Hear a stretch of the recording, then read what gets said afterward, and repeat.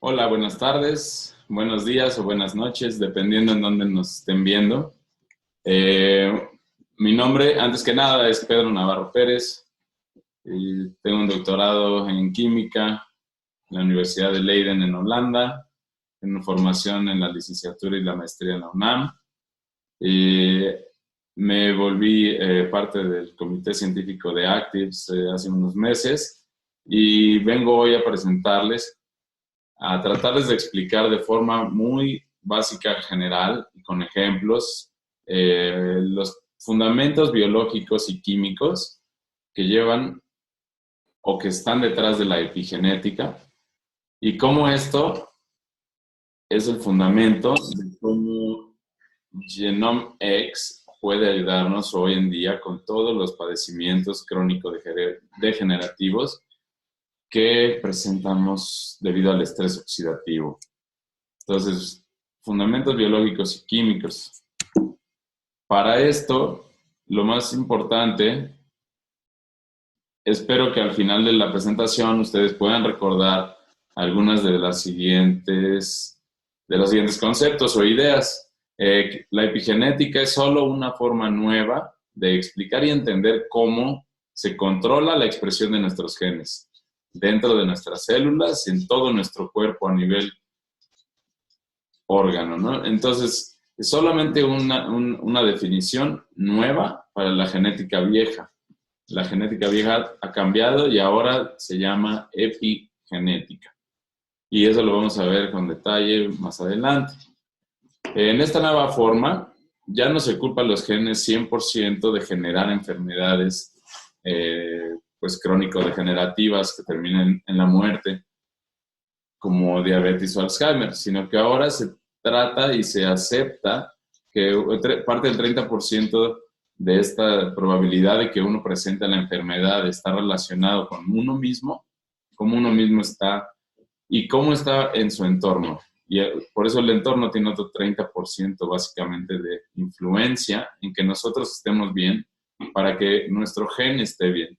Nosotros influenciamos nuestros estados de ánimo, influencian hoy en día. Se han encontrado pruebas bioquímicas, como les voy a platicar más adelante, en las que hay una relación entre que si uno es feliz o no, para que tengas o no la disposición genética de generar estas enfermedades.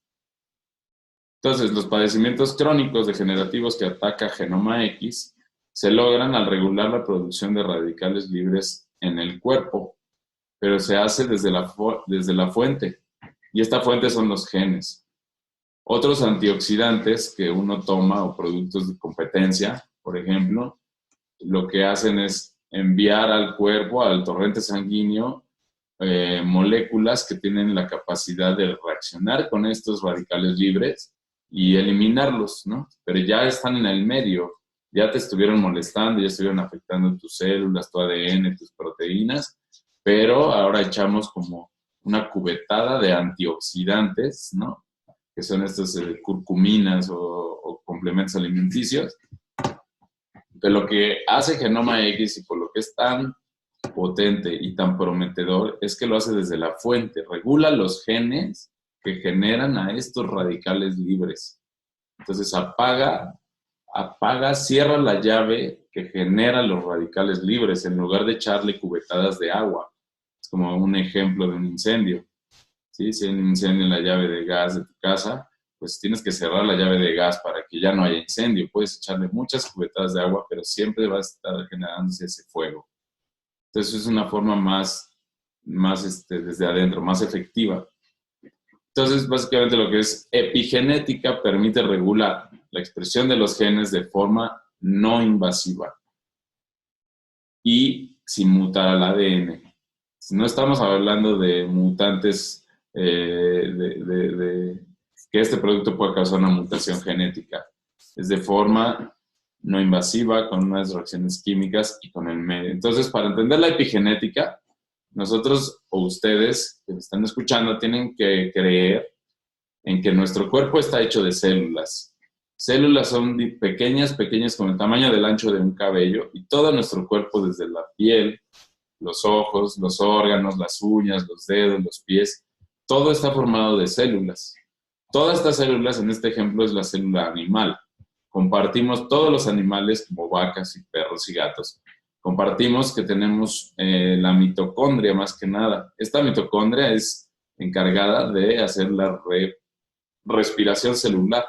Eso quiere decir que la mitocondria es la que realmente se come los nutrientes que nosotros comemos en la dieta, ¿sí? Básicamente en las células del órgano en donde se deba de consumir estas moléculas, como la insulina, el azúcar en el hígado, las grasas en el estómago. O sea, básicamente cada órgano tiene sus propias células que tienen encargado de comerse un cierto nutriente, ¿no? Entonces, las mitocondrias son muy importantes y son muy importantes también en toda la historia de McCord respecto al control de producción de radicales libres. Otro organelo o dentro de la célula que va a ser muy relevante para esta plática es el núcleo.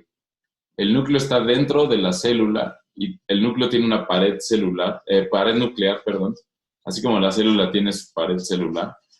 La pared celular deja o no, dependiendo de quién es la molécula, la cosa que quiere entrar a la célula, le dice sí o no.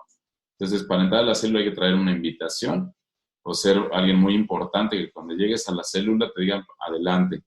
Y todavía para entrar al núcleo es todavía más VIP.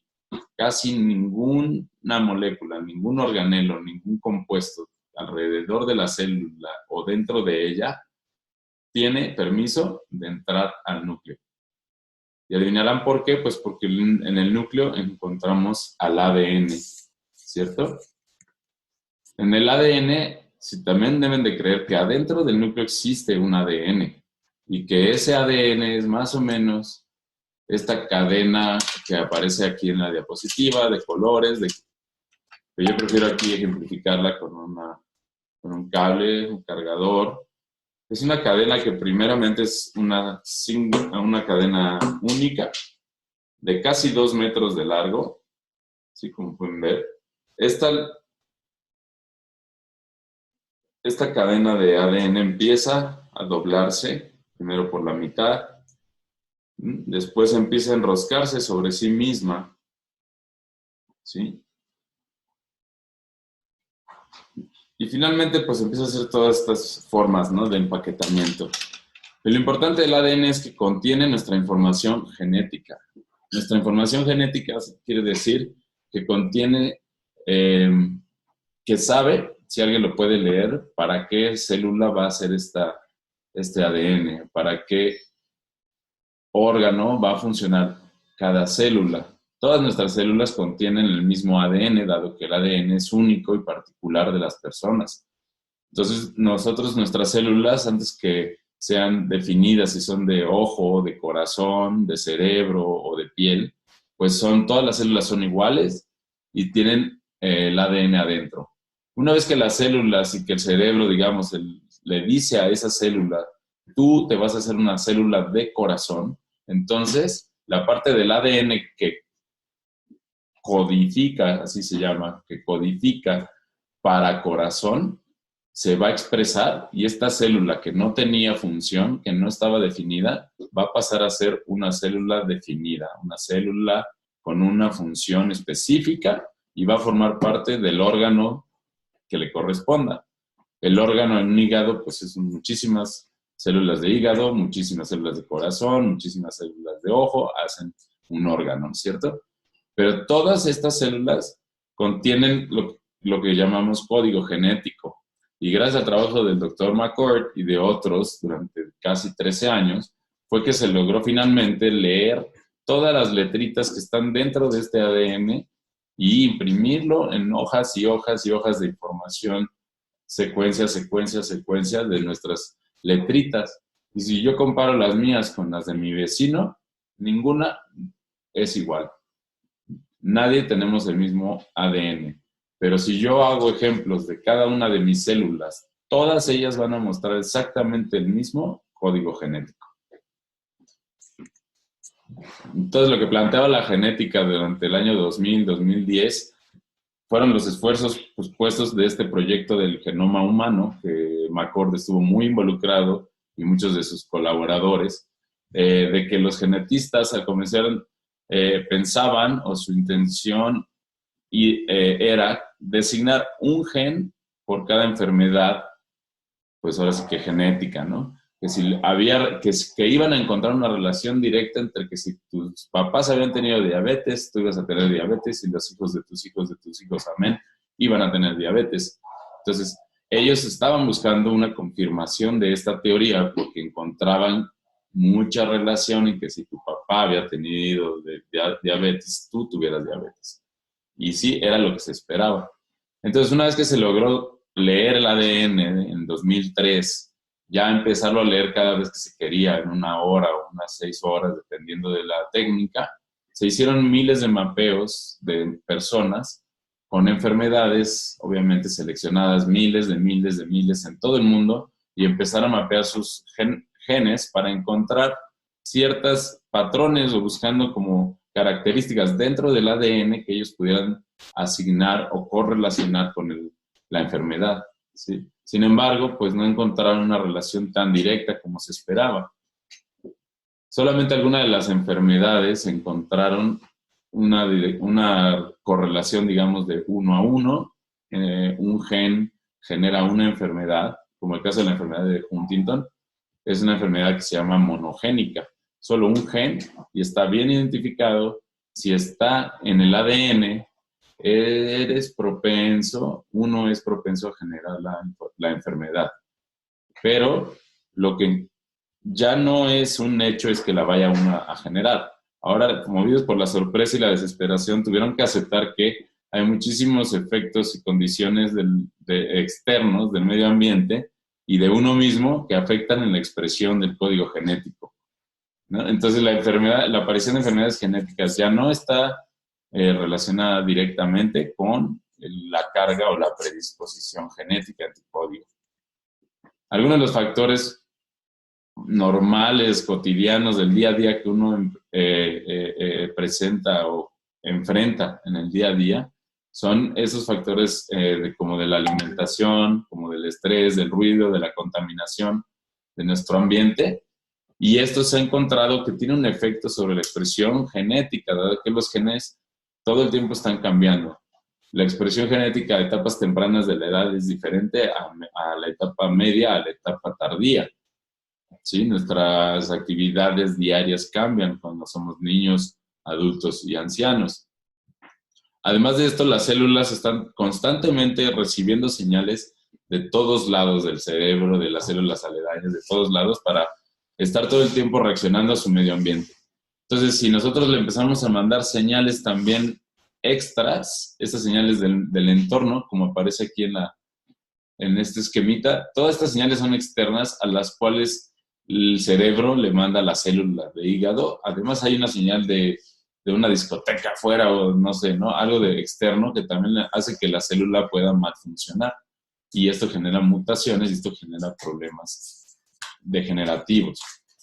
Uno de los ejemplos más claros que se encontraron, con los cuales se dio pie a aceptar en forma muy oficial, digamos, por los grandes genetistas, fue que encontraron que en gemelos idénticos, con la misma carga genética, viviendo en la misma casa, bajo las mismas condiciones de nutrición y de ambiente, actividades físicas, y ambas hacían yoga seguramente y tocaban música y eran muy felices, aún así, una de ellas presentó la enfermedad genética que traía y la otra no. Así nada más. Entonces dijeron, pues el gen no es destino, ¿sí? El gen no es destino, hay algo más, debe de haber algo más. Entonces empezaron a ver, una de las cuestiones que pudieron correlacionar como un factor directo fue la alimentación, una mala alimentación a una buena alimentación. Y esto dio pie también a lo que se conoce como la nutrigenómica, que es el control o la expresión, la regulación de la expresión genética respecto o basada en la alimentación, ¿no? Y otro factor que se encontró, aunque se reconoció como que afecta de forma indirecta, es el estrés que tenemos todos nosotros en la vida diaria, en el trabajo y en todos los lugares donde estamos bajo condiciones de estrés. Este no es el mismo estrés del estrés oxidativo que habla McCoy. Ese es completamente diferente, pero es también muy relevante. Entonces, una vez que he terminado con la parte como biológica, un poco ejemplificando qué pasa, qué ha pasado, cómo ha cambiado, es una terminología nueva, la epigenética, es la evolución de la genética de los 2000. Se acepta que ya no hay una relación directa entre gen y enfermedad, sino que hay toda esta cuestión de factores externos y todo esto. Pero bueno, para ir más adentro, quien pueda seguirme, ahora hay que ir, ustedes que me están viendo, tenemos que ir todavía más adentro del sombrero del conejo. Todavía meternos a un mundo más chico. Imagínense que ahora estamos no solamente dentro de la célula, sino estamos adentro de su núcleo. Y dentro de su núcleo hemos puesto el ADN, ¿sí? El ADN bien envuelto, bien empaquetado, está dentro del núcleo, que está dentro de la célula y que está dentro de mi cuerpo, ¿sí? Entonces yo con esto les invito a que echemos una mirada cercana al ADN y a ver qué es lo que le pasa cuando aparecen señales o control epigenético. ¿Cómo funciona a nivel molecular, a nivel chiquititito de un nanómetro, que es una milésima parte de un micrómetro, y un micrómetro es una millonésima parte de un metro, chiquito, pero no tanto, ¿sí? Se puede ver y podemos pensar o imaginar, imaginémoslo. Yo no tengo un ADN aquí en mi mano, pero este cable hace las mismas que ADN y hasta se ve igual, ¿cierto? Aquí lo tengo, aquí como la parte, ¿no?, envuelta de allá, y luego aquí empieza a salir y se empieza a ver más bonito como el ADN, pero bueno, o sea, todo está dentro de la célula, todo está dentro del núcleo, ¿sí? Entonces, el ADN se empaqueta en forma de cromatina, luego nucleosomas o cromosomas. En los cromosomas es donde reside toda nuestra información genética, y los 46 cromosomas que tenemos los humanos hacen el genoma humano. Entonces, nosotros podemos empezar a estirar. Existen factores dentro de la célula también y dentro del núcleo, como nuestro factor NRF2, el cual tiene la capacidad de ir y entrar al núcleo celular. Imagínense eso. Es súper VIP nuestro NRF2. Tiene chance de entrar al núcleo. Casi ninguna molécula externa, al menos al núcleo, puede entrar y salir como si nada. Ir a ver y leer el ADN que tiene. El NRF2, eso es lo que hace. Viene, entra al núcleo, llega donde tenemos el ADN y lo empieza a estirar, ¿sí? Y lo empieza a estirar y lo empieza a leer. Entonces empieza a leer en diferentes secciones del ADN, en donde se tiene una adenina, una guanina, una citosina, una timina, y así está leyendo uno por uno las bases que tiene el ADN, el genoma, está leyendo, pero es como leer chino, ¿no? Es solamente NRF2 entiende lo que está leyendo. Y empieza entonces a decirle a la célula que ya encontró la parte que dice, hagan una célula de hígado. Aquí estamos en el hígado, sí, que hagamos una célula de hígado.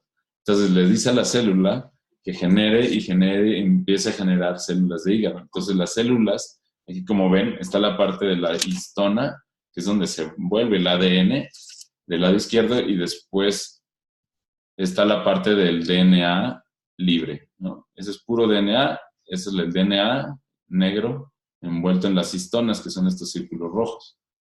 Entonces hay dos partes en el DNA, la parte histona-DNA y la parte DNA solito.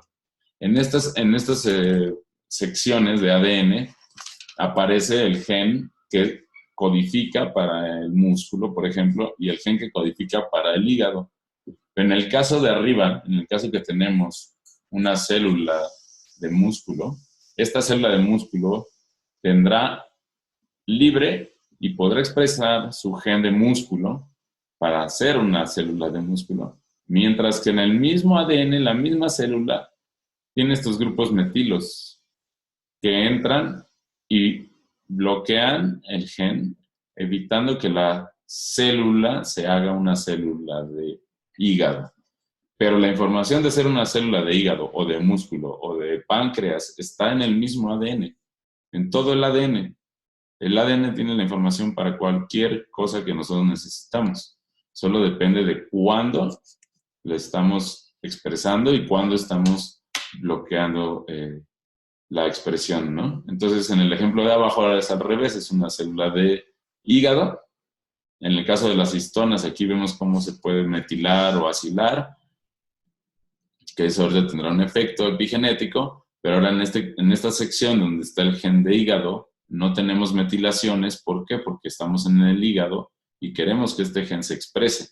Entonces, la célula misma deja que este gen se exprese, mientras que en este caso ahora metilamos la zona del gen de músculo y el gen de músculo se apaga. ¿Sí? Entonces, con pequeñas metilaciones sobre el ADN o acilaciones sobre la histina, son las pruebas químicas que se han encontrado a partir de estudiar gente que ha tenido efectos epigenéticos en sus enfermedades. Han encontrado que están metilados o aciladas los ADNs o las partes de las histonas. Entonces han logrado correlacionar, obviamente después de hacer muchos estudios, y eso es solamente para concluir esta parte de que si usted presenta, o más bien, si el ADN presenta metilaciones en la zona de ADN libre, va a tener un efecto directo en activar o desactivar la actividad de un gen, hacer una célula de hígado o de músculo, mientras que en el otro caso de la histona puede ser una metilación o una acilación. En el caso de la metilación se hará una represión del gen, mientras que si se acila, esto generará que el gen trabaje más rápidamente. Entonces, tenemos que decir que la dura genética ha tenido que relajarse y ha tenido que readaptarse a volverse epigenética. Si no, sería eliminada por la selección natural y pues no es el caso, ¿no? Entonces, toda la terminología y las personas que están trabajando en esto han tenido que aceptar que la predisposición genética no es un destino y retomar ideas de Freud, por ejemplo, de nurture contra nature, en el que dice que nuestro ambiente nos hace más lo que somos que lo que nosotros podemos hacer en nuestro ambiente. Entonces hay que estar muy al tanto en qué ambiente nos movemos, qué gente está a nuestro alrededor, qué situaciones permitimos, de qué nos gusta estar rodeado. Entonces finalmente se identifica epigenética como un inesperado mecanismo suave de mutaciones sin mutar el ADN, que induce un cambio en la expresión del gen. Este suave son los metilos o los acilos que se han relacionado con cambios en la expresión genética de gente que lo ha logrado. Entonces, lo que tenemos en las manos, como Genomics, es un producto que logra la regresión genómica en forma epigenética. El producto mismo logra controlar, aumentar o disminuir la actividad de un gen para mejorar o evitar, prevenir las condiciones de enfermedades crónico-degenerativas. En su formulación se optimiza la concentración de cada uno de los 5 componentes o más que tiene la mezcla, la fórmula del Dr. McCord, y para maximizar el efecto epigenético y regular de forma máxima la expresión de cada uno de los genes.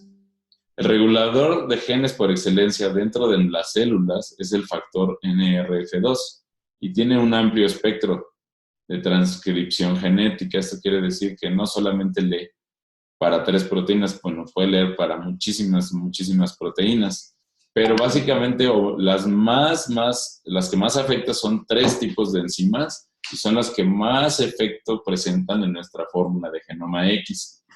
Uno de los enzimas o grupos de enzimas a las que activan o regula son las enzimas antioxidantes, la conocida catalasa superóxido dismutasa, SOD, que él la encontró, él la nombró y él la reportó por primera vez, las cuales eliminan los radicales libres que están libres por ahí en el cuerpo. La otra tipo o grupo de enzimas son las que regulan la expresión de genes, pero que con efectos antiinflamatorios. Estos efectos antiinflamatorios También tienen que ver con muchas enfermedades nerviosas más que nada, como es esclerosis múltiple, ¿no? Inflamación de los nervios, o sea, muchas enfermedades derivadas de inflamación celular. El NRF2 tiene la capacidad de regular la expresión de estos genes. Entonces, también regula genes antifibróticos, que evita que los órganos, como el órgano de corazón o de pulmón, se fibrolicen y generen, pues obviamente, enfermedades como ataques cardíacos o fibrosis pulmonar, ¿no?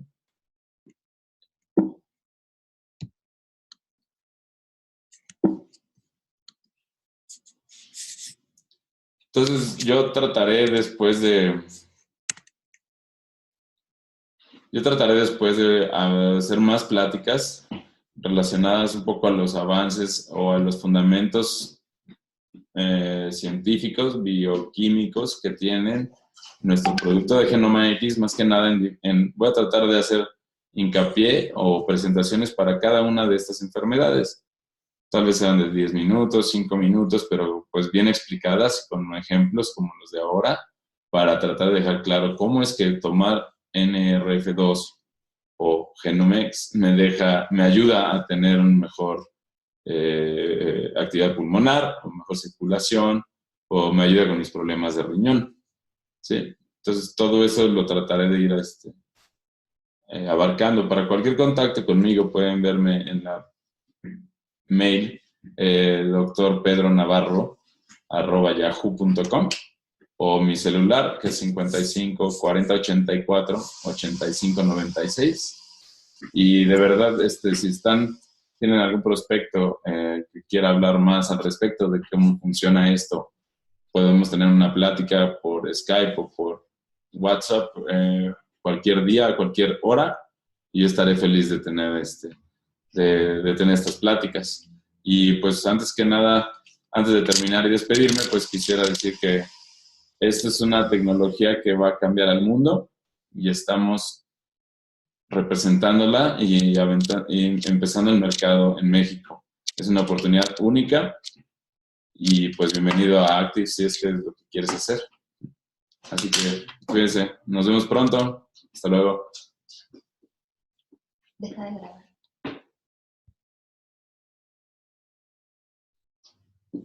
Rojo.